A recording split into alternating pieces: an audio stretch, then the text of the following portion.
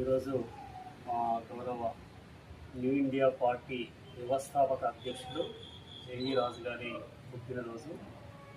వారి పుట్టినరోజు అంటే వారికి మాత్రమే పుట్టినరోజు కాదు, ఈ ప్రజలందరికీ కూడా అదొక గొప్ప పండగ.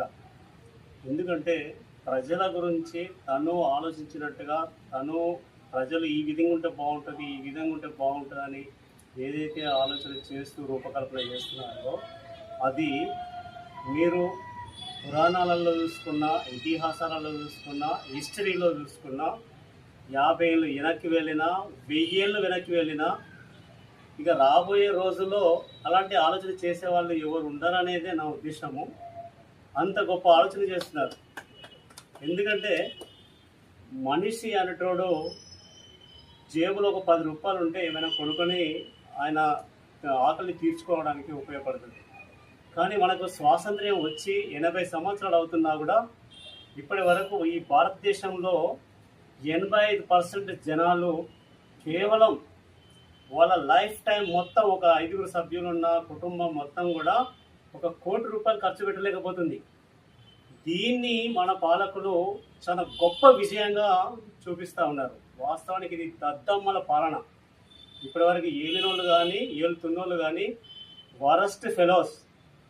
అంటే తోటి మనుషుల గురించి, తోటి ప్రజల గురించి, వాళ్ళ కష్టాల గురించి ఆలోచించని వాళ్ళు ఏవో ఆకర్షణీయమైనటువంటి పదాలు తీసుకొచ్చి ఆ దాంట్లోనే ఈ జనాలందరినీ మాయలో దించేసి వాళ్ళ పబ్బం గడుపుకుంటూ కోటాను కోట్లు, వందల వేల కోట్లకు ఎదుగుతున్నారు తప్ప ఏ ప్రజలకు ఈ దేశ సంపదని అందేలా కనీస కృషి కూడా చేయట్లేదు.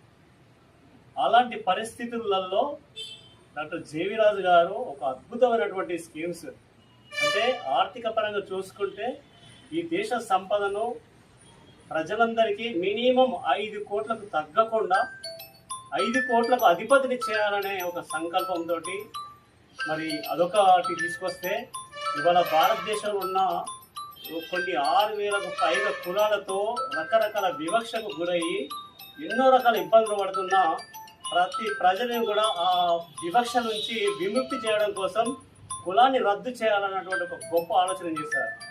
ఇవాళ రెండో స్కీమ్ అది.